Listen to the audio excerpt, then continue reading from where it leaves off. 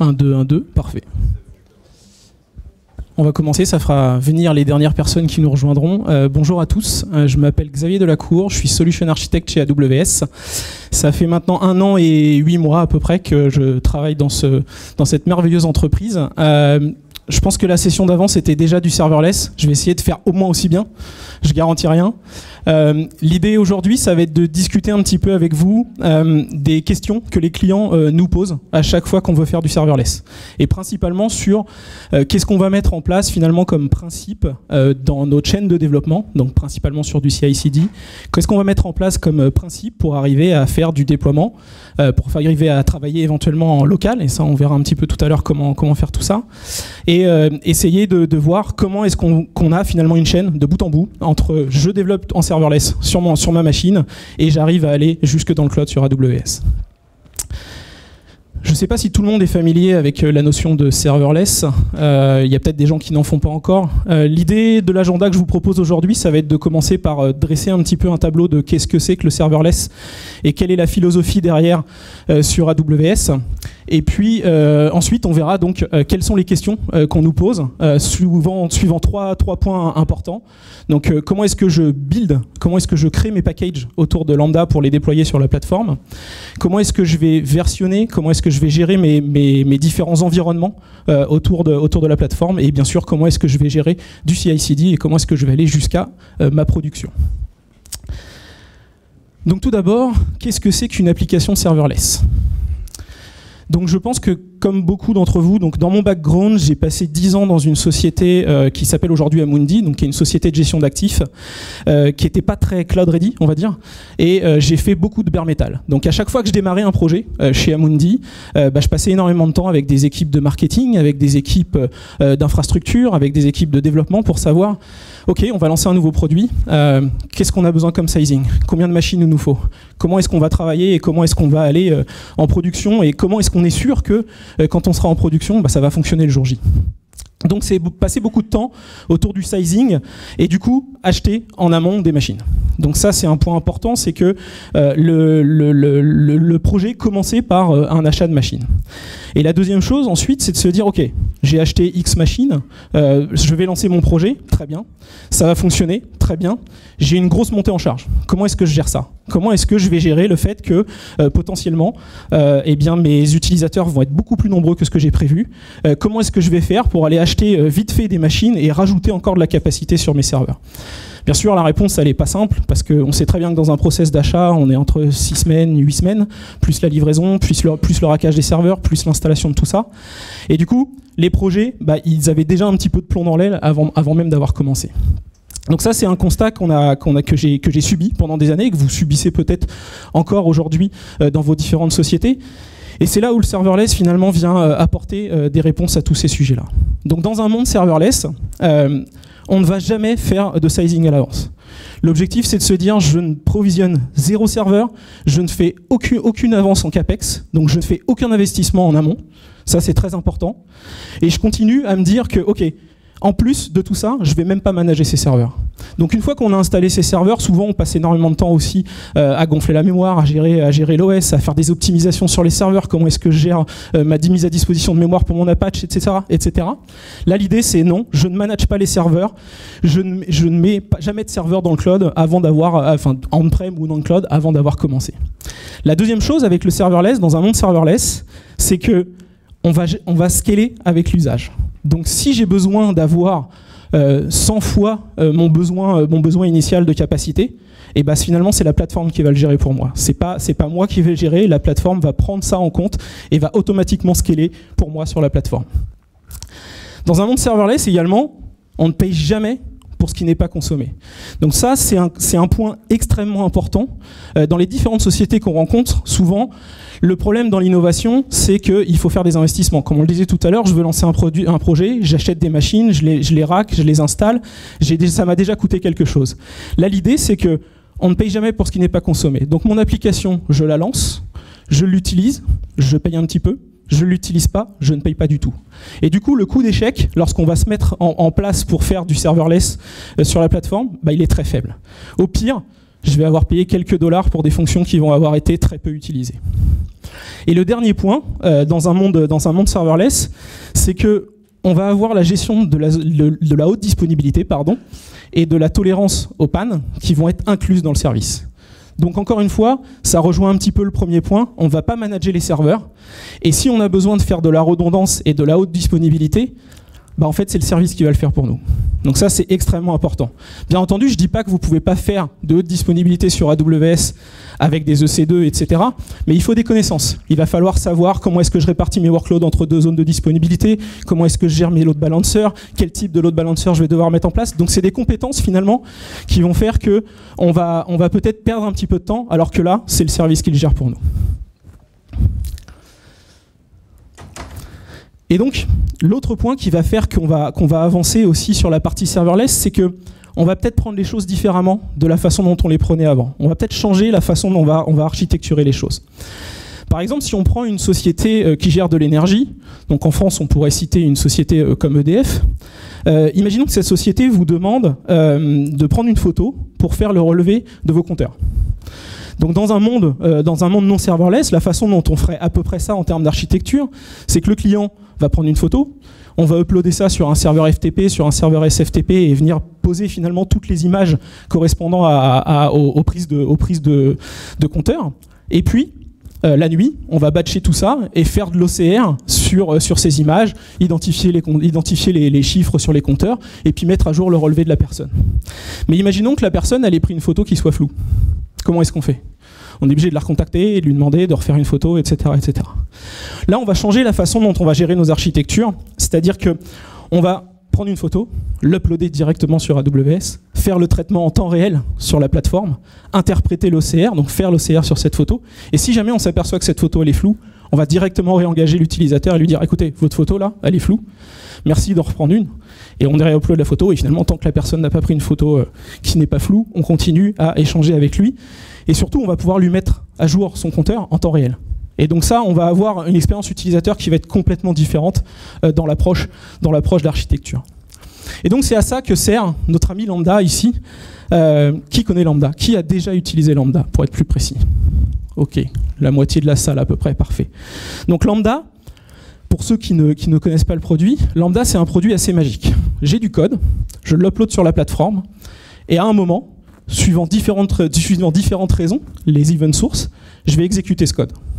Donc typiquement, si on prend l'exemple de notre société d'énergie qui demande à prendre une photo, je prends une photo, j'upload cette photo sur S3, et sur S3, notre service de stockage, on va être capable de déclencher un événement qui va demander à une lambda d'interpréter la photo, donc de faire l'OCR dont on parlait tout à l'heure, de récupérer les chiffres, et d'aller stocker ça dans une base de données qui est ici. Et tout ça sans avoir rien touché en termes de serveur. Donc Lambda, encore une fois, ça permet d'exécuter du code aujourd'hui dans ces 4 langages, donc du Node.js, du Python, du Java, du C#. Et ça va vous permettre vous allez pouvoir réveiller cette Lambda depuis différentes raisons. Donc une première chose, ça peut être une requête HTTP, donc un endpoint qu'on va contacter. Et derrière ce endpoint, on va avoir placé un Lambda qui va être capable de réagir sur cet événement. Comme on l'a vu tout à l'heure, si on dépose une photo, on peut lancer un événement. Donc imaginons que je dépose un fichier sur S3, ça lance un événement et Lambda interprète cet événement et va traiter cette photo.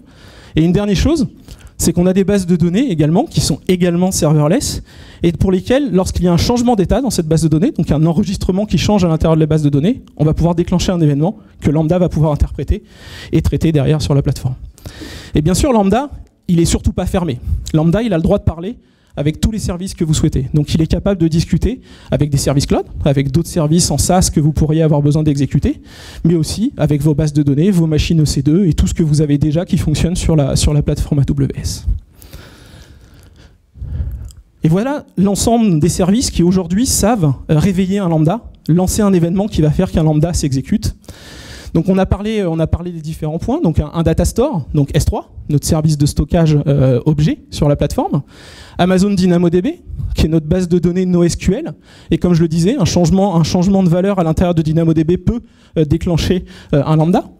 Amazon Kinesis, qui est une queue managée qui vous permet d'engranger énormément de données, et pour chacun des données que vous allez récupérer, vous allez pouvoir déclencher un lambda qui va interpréter cette donnée. Amazon Cognito, qui est notre service d'authentification sur la plateforme. Encore une fois, un service serverless.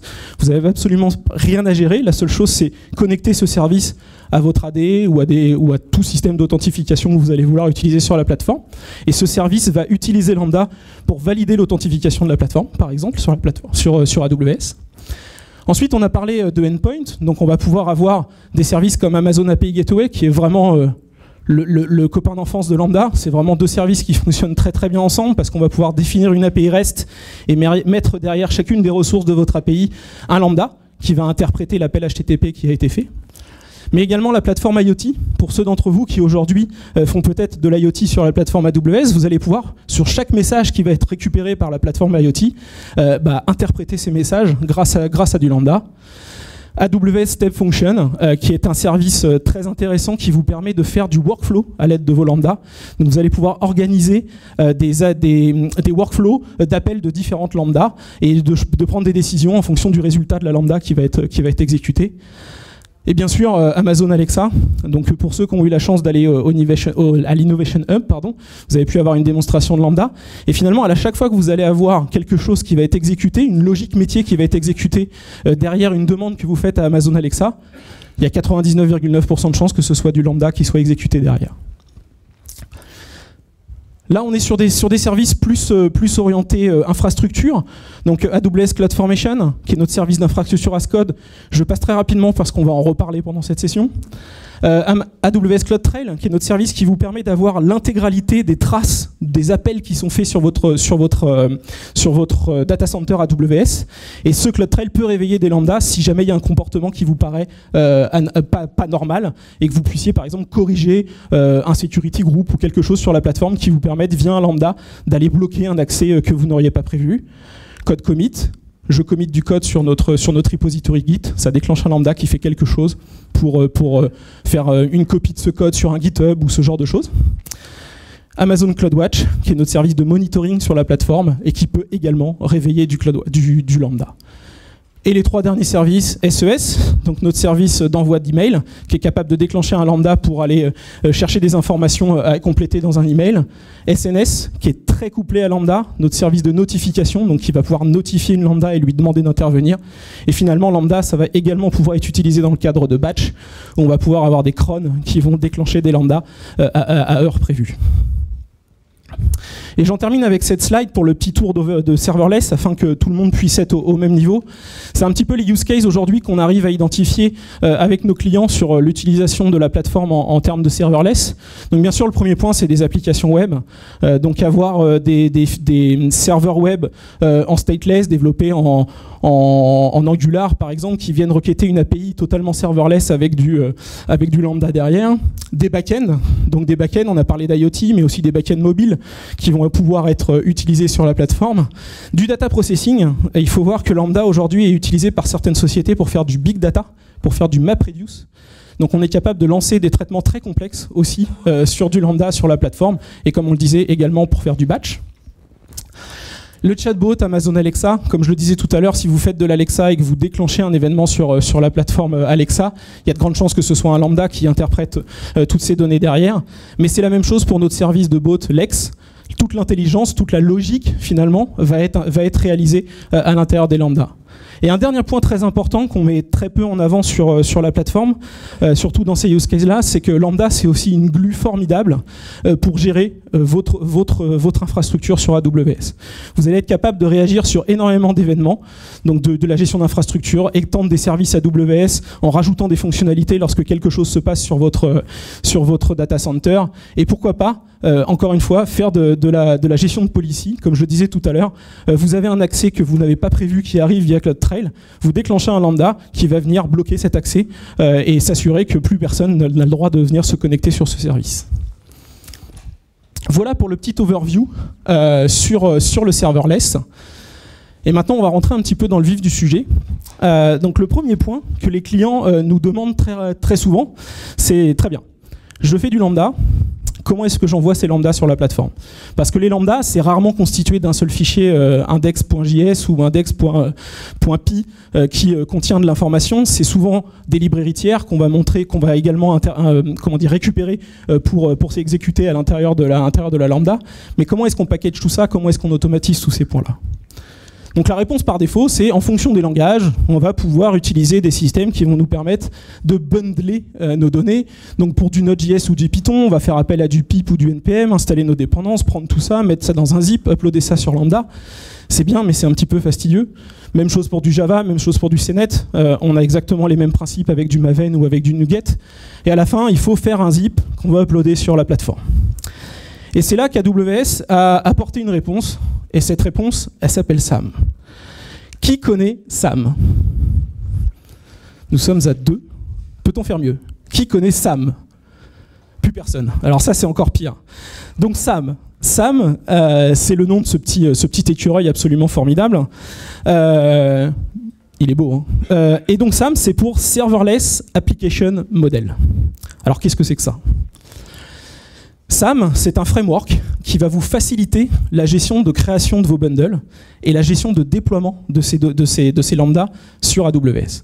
Donc grosso modo, toutes les tâches fastidieuses qu'on a décrites juste avant, qui étaient je prends toutes mes dépendances, je crée un zip, j'envoie ça sur la plateforme, je gère mes versions, etc.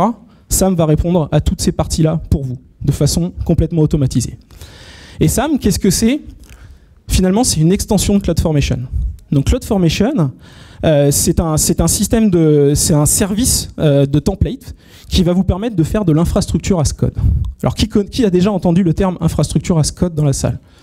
Ah là, c'est beaucoup mieux là. Donc l'idée, ça va être de décrire votre infrastructure dans un template et d'être capable de reproduire cette création d'infrastructure sur n'importe quelle région AWS.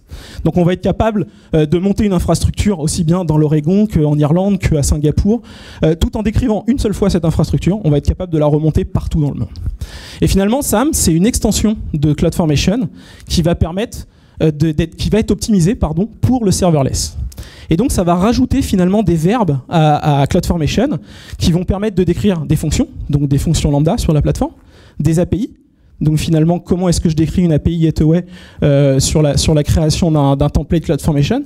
Et même, ça va vous permettre de créer également des tables DynamoDB. Donc si j'ai besoin d'une table DynamoDB, en une seule ligne, dans SAM, je vais être capable de créer ce genre de service. Et le point très important, c'est que SAM n'est pas fermé. SAM sait interpréter tout ce que CloudFormation supporte. Donc finalement, on va pouvoir tirer le meilleur des deux mondes, avoir accès à une syntaxe bien plus simple pour toute la partie serverless, mais également profiter de tous les autres services que CloudFormation gère à l'intérieur d'un seul template. Et le dernier point très important, c'est que si vous voulez en savoir beaucoup plus sur SAM, c'est une spécification qui est complètement ouverte. Elle est hébergée sur le GitHub d'AWS, donc c'est GitHub/AWS Labs. Et vous allez avoir accès, si vous recherchez le projet SAM, vous allez avoir accès à toutes les informations autour de SAM, comment est-ce que la spécification a été créée, quels sont les services qui sont aujourd'hui supportés, quels sont les services qu'on souhaite supporter demain. Vous allez avoir accès à énormément d'informations autour de cette spécification. Et donc SAM s'appuie, comme je le disais, sur du CloudFormation, et on va être capable de créer des templates qui vont vous permettre de construire votre infrastructure tout simplement juste en déployant un fichier.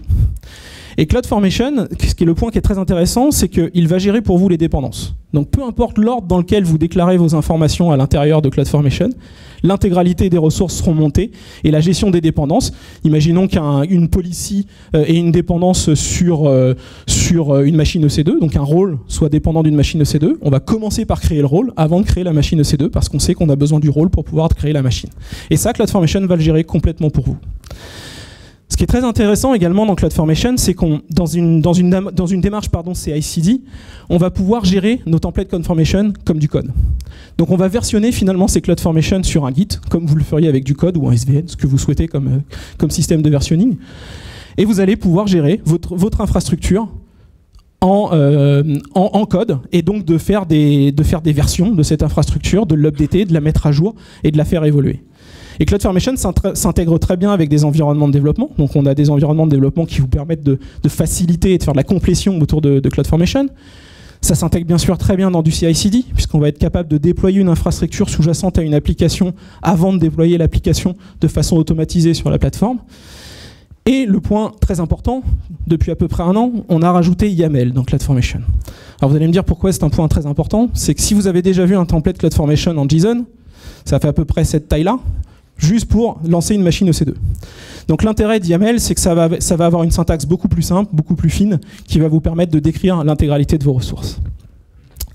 Tout ça pour en venir à quoi? C'est que si je veux décrire une application serverless en CloudFormation aujourd'hui, voilà à peu près à quoi ça répond, à quoi ça ressemble, pardon. Donc ça, avec ça, j'ai déclaré une lambda, une API Gateway qui va être devant la lambda, le rôle d'exécution de l'API Gateway, et c'est tout.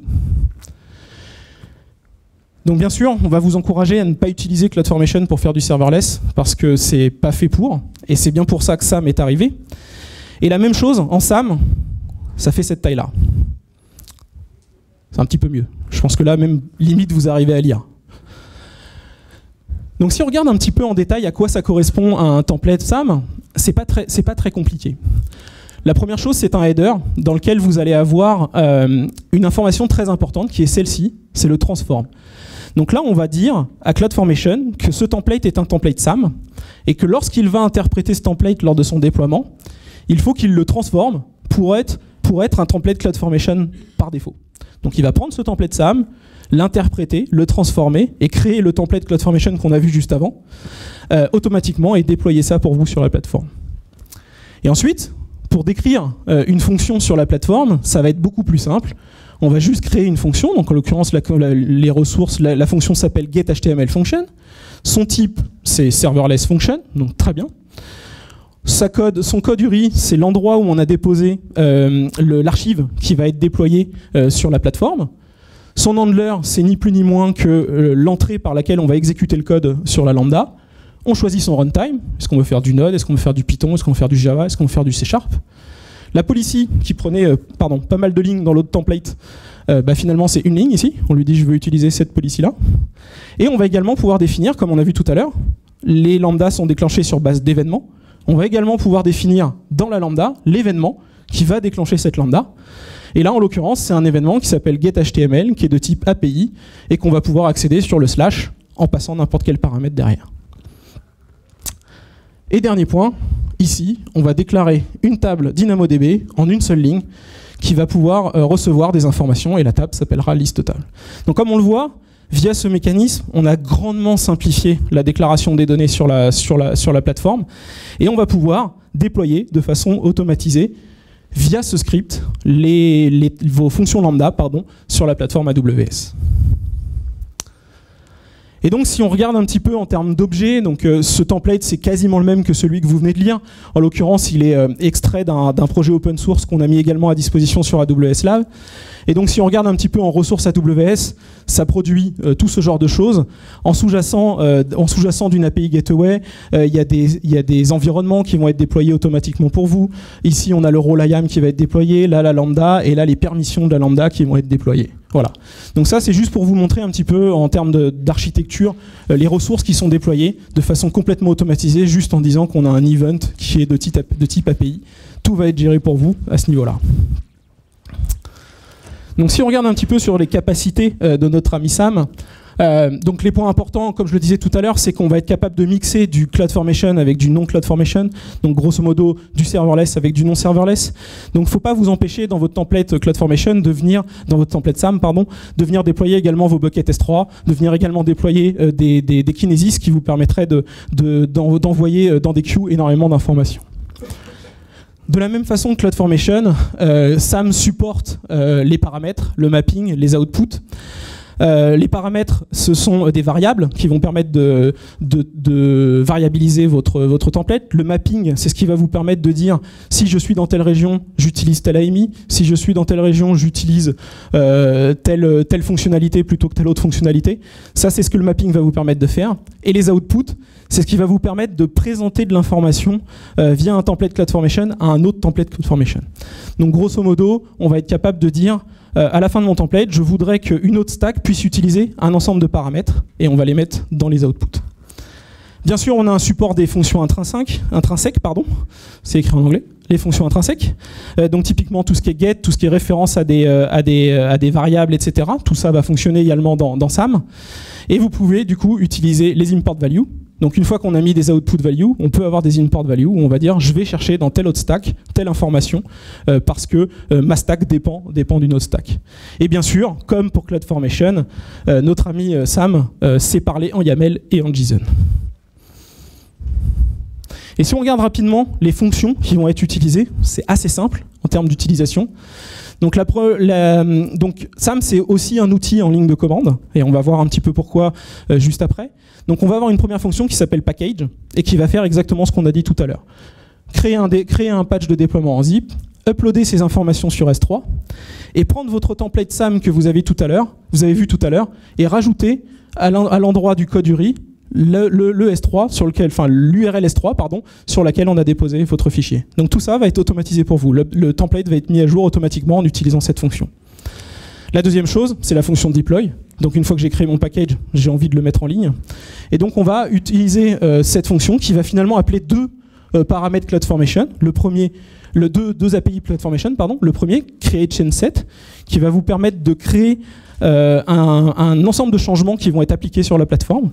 Et le deuxième, execute chain set. Une fois que cet ensemble de changements a été créé, je l'exécute sur la plateforme. Une petite parenthèse sur le chain set, c'est un outil qui a été rajouté il y a à peu près 1 an sur CloudFormation. C'est un point très intéressant.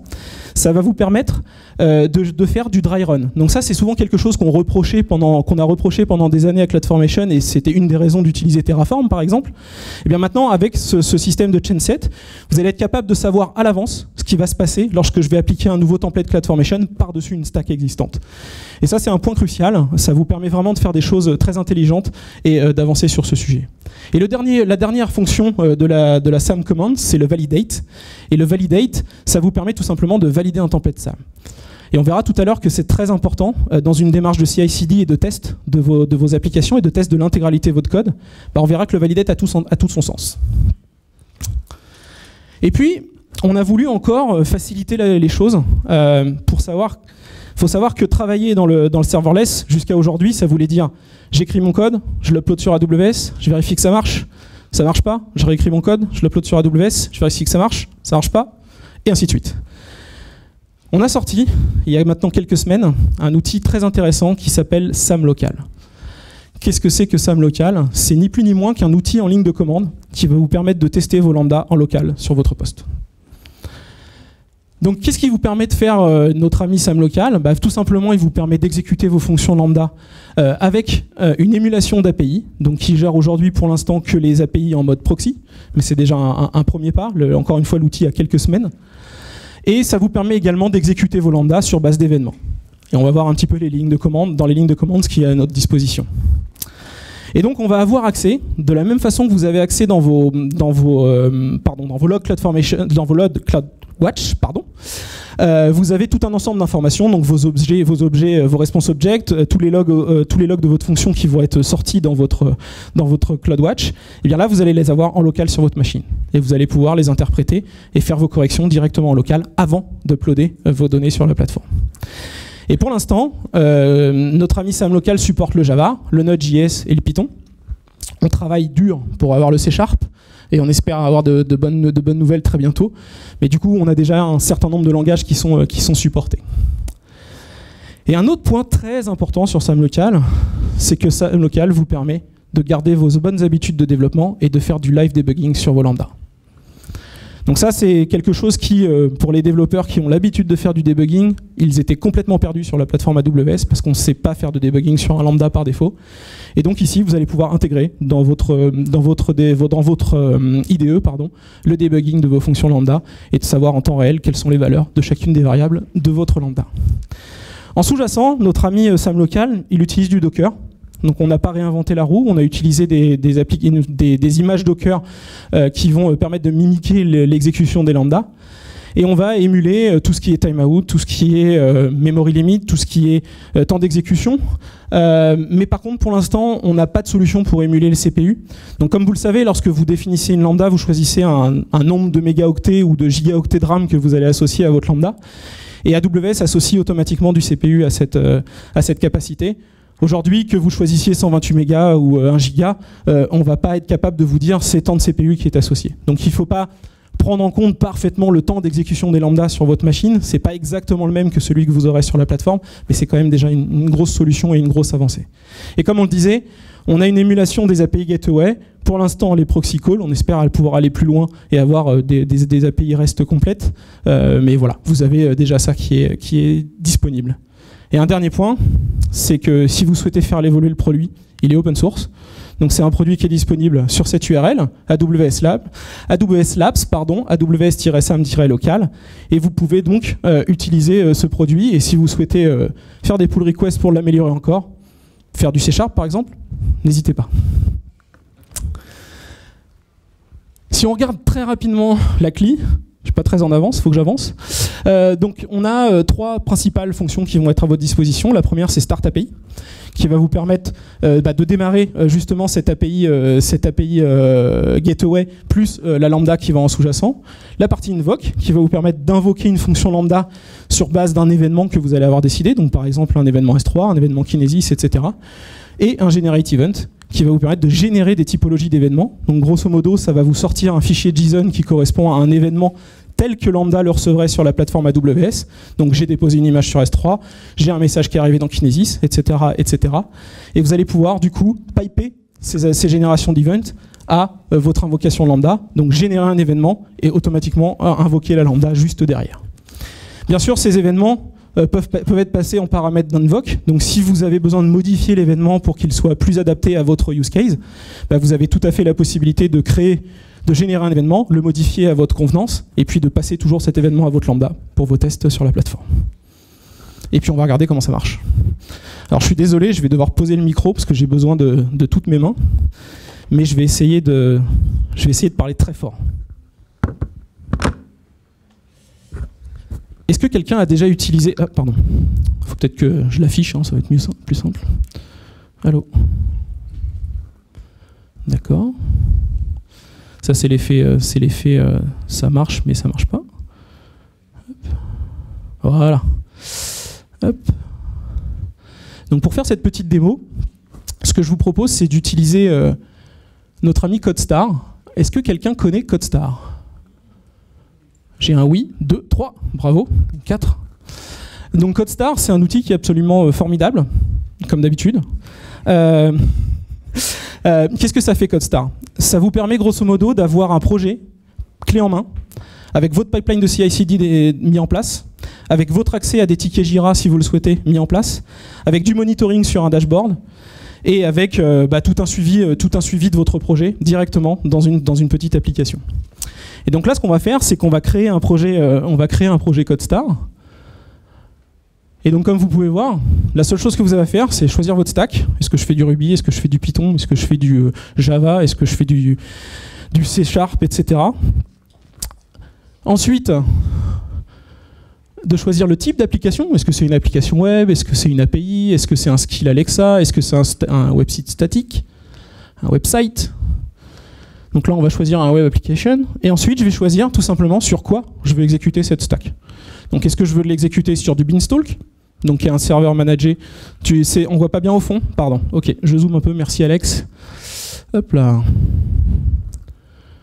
Voilà. C'est mieux là, je pense. On voit bien là. Hop, j'agrandis un peu. Parfait. Et donc, je vais pouvoir choisir le service sur lequel je vais exécuter ma stack.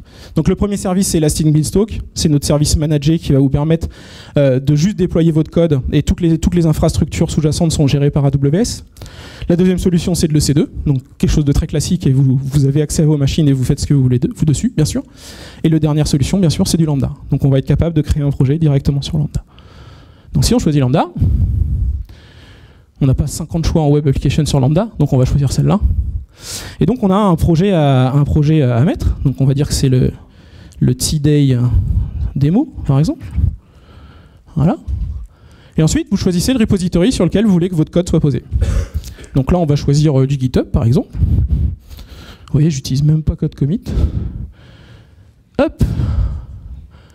Non, c'est pas une merde, j'ai entendu au premier rang. Je suis désolé, hein. En plus, notre ami, c'est le seul repository à proposer du code chiffré en fait. et ça c'est un point très important, c'est que code commit, derrière, l'intégralité de votre code source est chiffrée. Et c'est la seule plateforme aujourd'hui de gestion de Git qui chiffre le code facilement pour vous. Dans GitHub, il ne chiffre pas. Enfin, pas dans la version gratuite. Hop, on met ça sur notre ami GitHub. Et donc, comme je le disais, ce qui va être mis à disposition, c'est le repository de code source, un code build. Donc ça, c'est toute la partie qui va vous permettre de builder votre application, donc de faire grosso modo tous vos tests unitaires. Et ensuite, de déployer via du CloudFormation et de monitorer via du CloudWatch. Et donc tout ça dans un seul produit qui va manager tout ça pour vous. Et on crée le projet.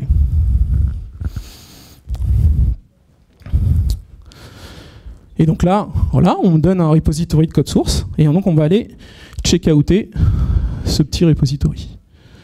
Hop.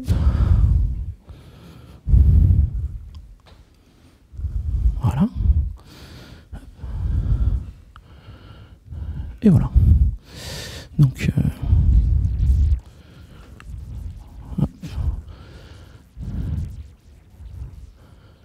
là, on fait une commande très importante.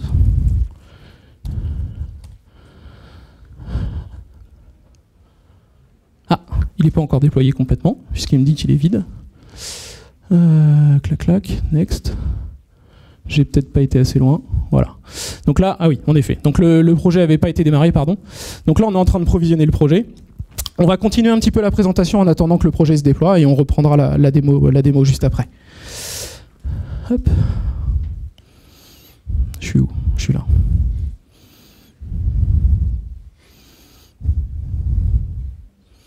Voilà. Donc la deuxième chose sur laquelle les clients nous posent des questions, c'est comment est-ce que je gère mes environnements. Donc comment est-ce que je gère mon versionning sur mes fonctions, comment est-ce que je gère mes environnements, comment est-ce que je variabilise tout ça. Et là, on va voir qu'en fait, Sam nous apporte encore une fois des réponses à ces sujets. Donc dans les best practices autour de Sam, un des points très importants, c'est des questions des développeurs, c'est comment est-ce que j'organise mon repository de code. Parce que je sais le faire sur une application Spring, je sais le faire sur plein de choses, mais sur une application serverless, comment est-ce que je vais faire? Et donc là, on a quelques best practices qu'on essaye de faire respecter à nos clients, en tout cas qu'on propose à nos clients, bien sûr de choisir si c'est la bonne façon de faire. Donc la première chose, c'est que pour organiser votre repository, si vos fonctions ne partagent pas de code, la première chose, c'est qu'on va vous demander de faire des lambdas séparés. Donc on va essayer, dans le cadre du serverless et de l'utilisation de lambda, de ne pas faire une grosse lambda comme ça qui contient tout votre code et que derrière votre API, ce soit toujours la même lambda qui soit exécutée, mais plutôt de spécialiser vos lambdas et d'utiliser les systèmes de chacun de vos langages de développement, donc les systèmes de librairie de chacun de vos langages de développement, pour mettre à disposition ces systèmes de chacune de vos lambdas. Et pourquoi est-ce que je dis ça? Tout simplement parce qu'il y a un effet important sur Lambda qui s'appelle souvent le call start, qui est le premier démarrage de votre Lambda. Et en fait, au premier démarrage de votre Lambda, on va venir télécharger le code et l'exécuter sur un container. Et en fait, plus votre code est petit, et plus ce téléchargement il va être vite, il va se faire très vite. Et donc, vous allez pouvoir gagner en temps d'exécution sur votre Lambda. Plus votre Lambda va être petite, et plus ce call start en fait sera faible sur la plateforme. La deuxième chose, c'est de splitter les lambdas qui n'ont pas les mêmes événements. Donc typiquement, si dans un projet, j'ai des lambdas qui sont appelés par du Kinesis ou des lambdas qui sont appelés par une API Gateway, je vais faire deux repositories différents. Un qui va contenir mes lambdas qui concernent du Kinesis et un qui va contenir mes lambdas qui concernent de l'API Gateway. Donc ça permet d'avoir une solution simple pour séparer ces lambdas et ça vous permet de tester toutes les lambdas d'un même type avec le même type d'événement dans un repository et de tester un autre repository avec votre type d'événement, encore une fois, d'une seule façon. Et la dernière chose, et je reviens sur le point que je mettais en avant tout à l'heure, c'est la notion de validate. Donc lorsqu'on fait du test de code, on va souhaiter tester l'intégralité de notre code source. Et donc tester l'intégralité de notre code source quand on fait du serverless avec Sam, ça veut dire aussi tester nos templates. Donc ce qu'on va vous demander de faire, et ce qu'on vous propose de faire sur la plateforme, c'est qu'à chaque fois que vous allez développer un template SAM, c'est de le valider avant de le committer. Donc ça, c'est la première chose à faire. Mais c'est aussi, à chaque fois que vous allez lancer un process de CI/CD, de revalider ce template dans votre process de CI/CD. Ce qui vous permet de garantir que vous avez une couverture de code qui va être la plus grande possible. Tout simplement. Et là maintenant, on va essayer de regarder comment est-ce qu'on peut faire en sorte que lorsqu'on déploie un template SAM, il puisse être, on va dire, le plus variabilisé possible. Et donc un premier point, c'est que Lambda possède un sujet très intéressant qui s'appelle les variables d'environnement, qui sont finalement juste des entrées clés-valeurs qui vous permettent de mettre à disposition de vos lambda des variables d'environnement. Ces variables d'environnement, elles sont accessibles en Node.js via le process.env, en Python sur l'os.environnement, et vous pouvez éventuellement même les chiffrer à l'aide de KMS. Et bien sûr, ça va vous permettre de variabiliser vos lambda et donc de passer des variables d'environnement qui vont vous permettre de dire je suis en dev, je suis en test, je suis en prod, et donc d'interagir différemment avec vos services, donc de choisir une autre base de données par exemple, si je suis sur un environnement différent. API Gateway a un petit peu le même fonctionnement. Il va vous permettre d'avoir des variables d'environnement. Il faut que j'accélère, je suis désolé. On va essayer d'aller un peu plus vite. Des variables d'environnement qui vont vous permettre de gérer de la même façon que vos lambda des environnements séparés. Et puis comme on en a peut-être parlé tout à l'heure, je ne sais plus, sur vos lambda, vous allez avoir des versions de fonctions qui vont être mises à disposition. Donc à chaque fois que vous committez un code, vous avez une version qui est créée. Cette version, elle est immutable. C'est une nouvelle version de votre code et elle ne peut pas être modifiée. Et la deuxième chose que vous allez pouvoir utiliser, ce sont les alias, qui vont vous permettre tout simplement de faire référence à des versions de votre fonction.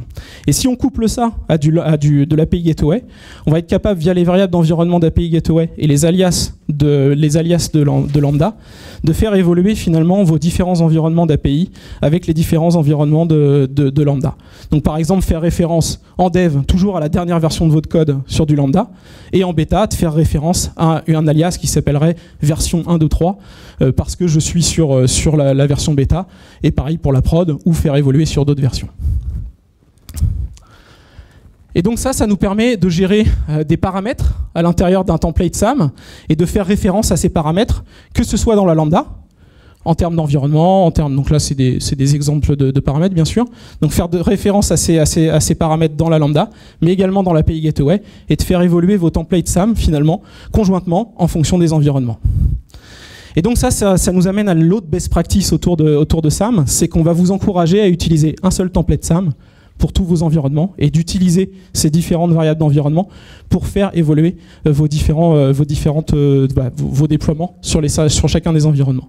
Et encore une fois, le template SAM, de la même façon qu'un template CloudFormation, on va vous inviter à le commiter dans un outil de source control. Et tout ça pour arriver à ça, un pipeline de CI/CD qui va nous permettre d'avoir une application dont on va pouler le code source en permanence, et dès qu'une nouvelle version sera mise à disposition sur ce système de code source, on va aller récupérer cette nouvelle version.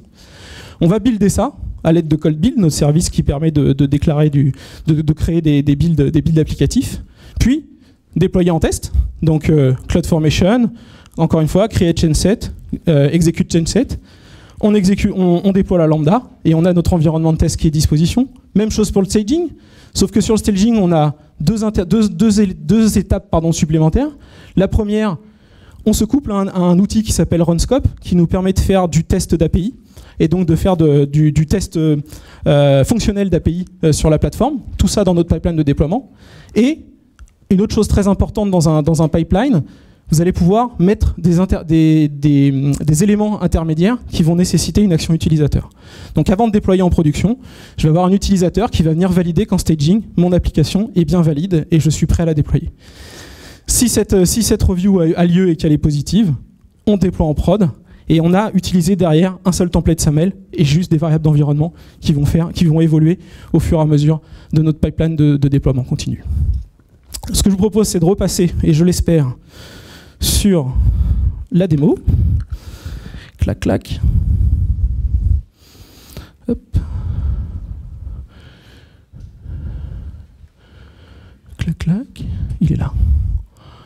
OK. Donc là, formidable. Maintenant, on a notre repository.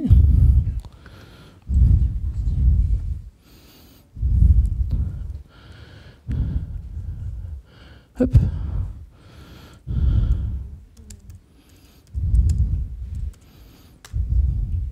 Décidément. Ah oui, ok. Autant pour moi.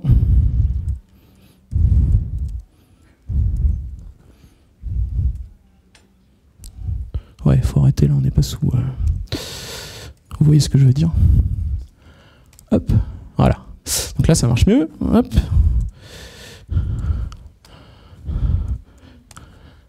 Hop. Voilà. Hop. Donc voilà, on a déployé un projet CodeStar. Et comme on peut voir, on a un template YAML, donc notre template SAM qui a été déployé pour nous. On a un répertoire public qui contient une page HTML qu'on va aller voir tout de suite. Notre fonction lambda qui a été créée, l'index.js qui est ici.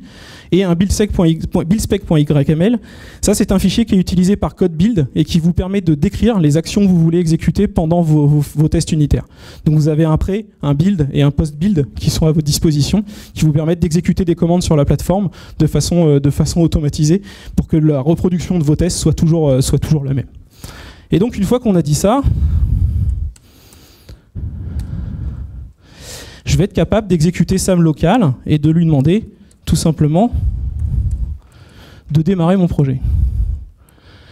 Et donc, comme on peut le voir, SAM local, ce qu'il fait, c'est qu'il va télécharger une image Docker qui s'appelle lambda-ci/lambda.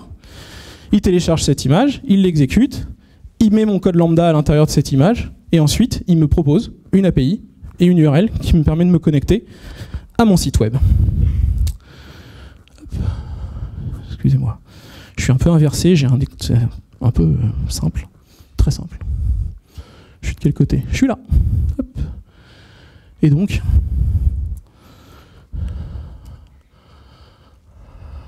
voilà. Et donc ça, c'est le projet CodeStar que j'ai déployé sur la plateforme AWS, et il est exécuté maintenant en local sur notre application, sur notre machine. Et maintenant, ce qu'on va regarder, c'est comment est-ce qu'on peut débugger cette petite application. Donc on va utiliser pour ça un IDE. En l'occurrence, je vais utiliser Visual Studio.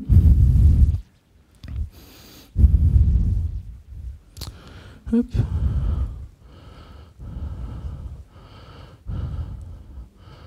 Donc là, File, Open.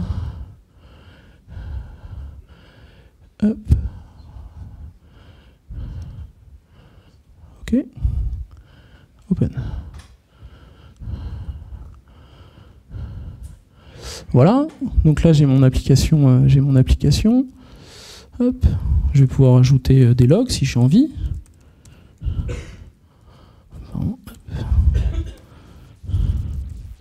C'est pas facile avec une seule main, je vous l'accorde. Hop. Donc là, j'ai rajouté un log sur ma plateforme. Et tout ça, je vais le voir ici dans ma console d'exécution. Et là, ce que je vais faire, c'est que pour activer le debugger, je vais juste rajouter une commande qui s'appelle -d avec le port de debug. Hop. Donc là, notre service est démarré. Si j'exécute maintenant cette machine, elle tourne indéfiniment. Le debugger a été lancé, donc là, on attend qu'on fasse du step by step pour aller lancer le prochain événement, la prochaine exécution sur la plateforme. Je suis par là-bas. Hop. Voilà. Je vais essayer de zoomer un peu.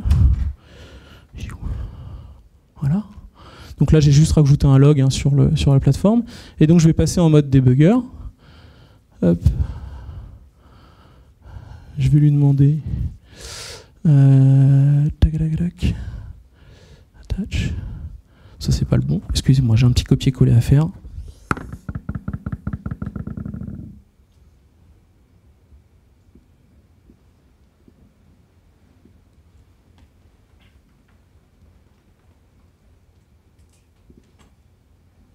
Voilà. Donc ça, rien de transcendant, c'est quelque chose que vous trouverez sur le site, le GitHub de SAM local. C'est juste un élément qui vous permet d'attacher le debugger à SAM local et qui fait référence au port qu'on a lancé tout à l'heure et le localhost qui permet d'aller taper le debugger au bon endroit. Et donc maintenant, je vais demander à attacher ça à mon SAM local. OK. Et si je fais suivant, ma page... J'étais connecté au debugger, ma page attendait que le rafraîchissement se fasse, j'ai fait suivant, comme j'ai pas mis de point d'arrêt, le debugger ne s'est pas arrêté, la page a fini de se charger. Donc maintenant, si on met un point d'arrêt sur notre fichier. Hop.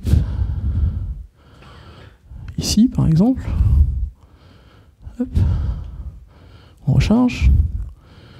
La page tourne indéfiniment. On attache. On fait suivant. Je m'arrête à mon point d'arrêt.